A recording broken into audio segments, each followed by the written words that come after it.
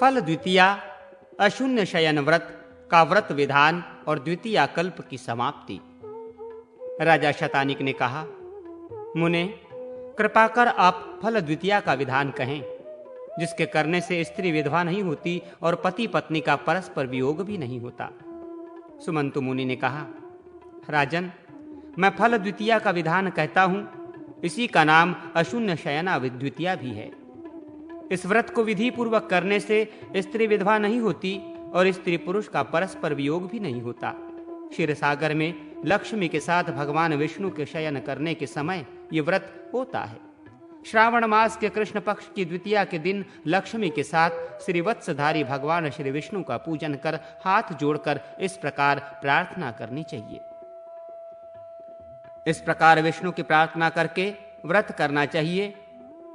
जो फल भगवान को प्रिय है उन्हें भगवान के शैया पर समर्पित करना चाहिए और स्वयं भी रात्रि के समय उन्हीं फलों को खाकर दूसरे दिन ब्राह्मणों को दक्षिणा देनी चाहिए। राजा शतानिक ने पूछा, महामुने, भगवान विष्णु को कौन से फल प्रिय हैं? आप उन्हें बताएं। दूसरे दिन ब्राह्मणों को क्या दान देना चाहिए उसे भी कहें। सुमंतु मुनि बोले, राजन, उस ऋतु में जो भी फल हो और पके हों उन्हीं को भगवान विष्णु के लिए समर्पित करना चाहिए। कड़वे, कच्चे तथा खट्टे फल उनकी सेवा में नहीं चढ़ाने चाहिए। भगवान विष्णु को खजूर, नारिकेल, मातुलुंग अर्थात बिजौरा आदि मधुर फलों को समर्पित करना चाहिए। भगवान मधुर फलों से प्रसन्न होते हैं। दूसरे दिन ब्राह्मणों को भी इसी प्रकार के मधुर फल, वस्त्र, अन्न तथा सुवर्ण का दान देना चाहिए।